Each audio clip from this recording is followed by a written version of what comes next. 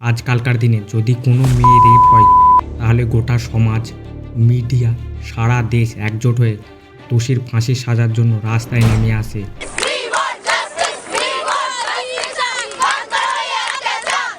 আন্দোলন, মিছিল, জনসভা করতে থাকে এবং এগুলো করা উচিত।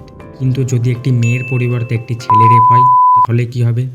ছেলেটি লজ্জার কারণে কাউকে বলতেও পারবে না যে মেয়েরা তাকে রেপ করেছে।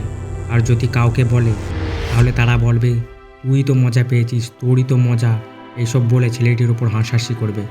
কিন্তু একবার ভেবে দেখুন তো ছেলেটির মানসিক অবস্থা কেমন হবে, সে কীভাবে বাকি জীবনটা কাটাবে, এই রকম নানা ভাবনা ছেলেটির মাথায় আসবে। আজকের এই ভিডিওতে আমি এমন একটি সোশ্যাল ক্রাইমকে এক্সপ্লেন করতে চলেছি যা শুনলে আপনার গায়ের লোম শিউরে উঠবে।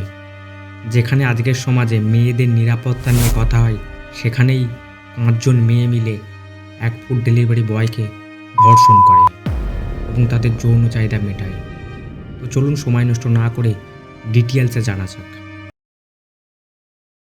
17ই আগস্ট 2023 প্রত্যেক দিনের মতো সৌরভ ডেলিভারি করার জন্য বাড়ি থেকে বেরিয়ে যায়। আগেই বলে রাখা ভালো, সৌরভ দিল্লির এক বাসিন্দা। সে পড়াশোনার পাশাপাশি ফুড ডেলিভারি বয়ের কাজ করে। তার বাবা আগেই মারা গেছে। তার বাড়িতে সে, তার মা এবং তার একটি বোন আছে। তার বোন এখনও পড়াশোনা করছে। গোটা পরিবারের সৌরভই একমাত্র উপার্জনকারী ব্যক্তি। নিজের পড়াশোনার পাশাপাশি সৌরভ বিকাল 5টা থেকে রাত 12টা পর্যন্ত ফুড ডেলিভারি বয়ের কাজ করে যে টাকা উপার্জন করে তাতেই তাদের দিন গুজরান হয়। সেই দিন সৌরভ এবং তার অন্যান্য ডেলিভারি বন্ধুরা নিজেদের মধ্যে আলোচনা করতে থাকে যে আজকে তাদের খাবারের অর্ডার খুব কম আসছে। এইভাবেই রাত 12টা পর্যন্ত কাজ করে সৌরভ মাত্র 6-7টি ফুড ডেলিভারি করতে পেরেছিল এবং সৌরভ বাড়ি ফেরার জন্য রেডি হচ্ছিল। সে আজকে খুবই দুঃখিত ছিল কারণ তার আজকে খুবই কম টাকা রোজ হয়েছে। এরপর তার কাছে হঠাৎ একটি খাবারের অর্ডার আসে। প্রথমে অর্ডারটি দেখে সৌরভ খুশি হলেও পরে সে চিন্তায় পড়ে যায় যে রাত 12টায় একটি মেয়ে সামান্য একটি বার্গার অর্ডার দিচ্ছে আর ডেলিভারি পয়েন্টের ডিস্ট্যান্সও প্রায় 8 থেকে 10 কিলোমিটার। সে কিছুক্ষণ ভাবে এবং শেষমেশ অর্ডারটি রিসিভ করে। ডেলিভারি করার জন্য সৌরভ তার বাইক নিয়ে বেরিয়ে যায়। 30 মিনিট পর সৌরভ লোকেশানে পৌঁছায় এবং সেখানে একটি বড় বাড়ি দেখতে পায়। এরপর সৌরভ ফোন করে জানায় সে লোকেশানে পৌঁছে গেছে। এরপর সেই বড় বাড়িটা থেকে একটি মেয়ে বেরিয়ে আসে। মেয়েটি অর্ডারটি রিসিভ করে এবং বলে, আমি টাকা আনতে ভুলে গেছি, তুমি আমার সঙ্গে ভিতরে আসো, আমি তোমার পেমেন্ট করে দিচ্ছি।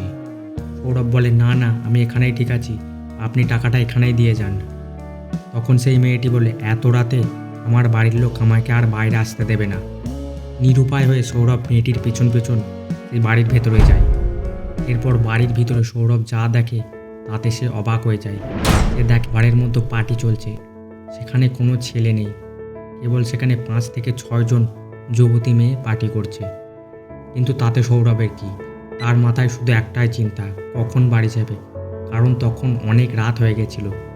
এরপর সেই মেয়েটি খাবারটি নিয়ে ভেতরে যায় এবং মেয়েটি ফিরে আসলে তার বডি ল্যাঙ্গুয়েজ সম্পূর্ণ চেঞ্জ হয়ে যায়। এমনকি মেয়েটির কথা বলার স্টাইলও চেঞ্জ হয়ে যায়।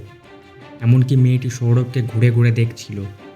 কিছুক্ষণ পর মেয়েটি বলে, তুমি তোমার প্রাপ্য টাকার চেয়েও বেশি টাকা পাবে যদি তুমি আমাদের সঙ্গে আজ পার্টি করো। কথাগুলি শুনে সৌরভ হতবাক হয়ে যায়। সে বলে, আমি পার্টি করব না, আমি বাড়ি যাব, কাল সকালে আমাকে কলেজে যেতে হবে, আপনি আমার টাকাটি দিন এবং আমি চলে যাব। এরপর মেয়েটি সৌরভের ওপর চিৎকার করে বলে, তুই আমাকে চিনিস?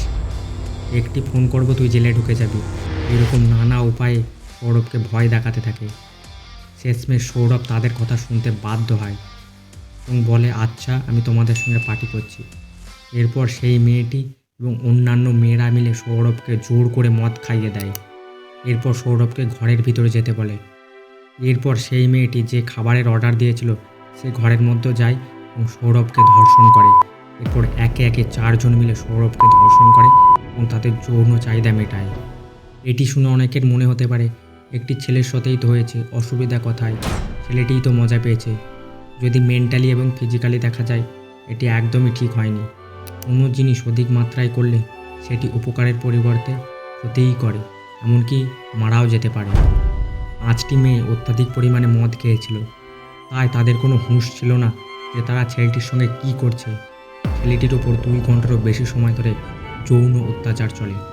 যখন মেয়েগুলির নেশা কেটে যায় তখন মেয়েগুলো বুঝতে পারে তারা ছেলেটির সঙ্গে কী করেছে এবং ছেলেটিকে সেখান থেকে চলে যেতে বলে। ছেলেটি কাঁদতে কাঁদতে বাড়ির বাইরে আসে। তখন প্রায় সকাল হয়ে গেছিল। সে ভাবে সে যদি কাউকেই কথাগুলি বলে তাহলে তার ওপর তারা হাসাহাসি করবে।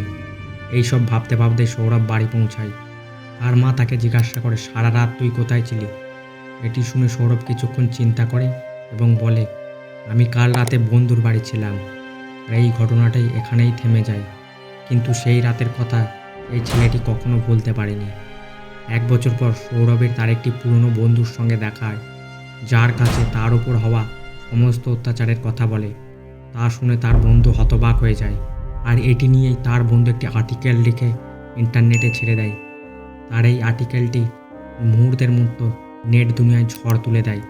তার এই আর্টিকেলটি পড়ে অনেকেই বুঝতে পারে আজকের সমাজে ছেলে মেয়ে কেউই নিরাপদ নয়। এই রকম সমাজেই আমরা বাস করি। এই রকম সমাজকে ধিক্কার জানাই। কিন্তু এখন একবার ভেবে দেখুন তো, যদি 5 জন ছেলে মিলে একটি মেয়েকে ধর্ষণ করত, তাহলে সারা দেশের মানুষ রাস্তায় নেমে দোষীর ফাঁসির সাজার জন্য আন্দোলন মিছিল করত। আর অন্যদিকে সেই ছেলেটিকে রেপ করা এই 5টি মেয়ে এখনও সমাজে মাথা উঁচু করে ঘুরে বেড়াচ্ছে। আজকের মতো ভিডিওটি এতটুকুই। ভিডিওটি ভালো লাগলে ভিডিওতে একটি লাইক করুন এবং চ্যানেলটি সাবস্ক্রাইব করে আমাদের সঙ্গে জুড়ে থাকুন এই রকমই ক্রাইম রিলেটেড ভিডিও পেতে। ততক্ষণ সুস্থ থাকুন, সতর্ক থাকুন।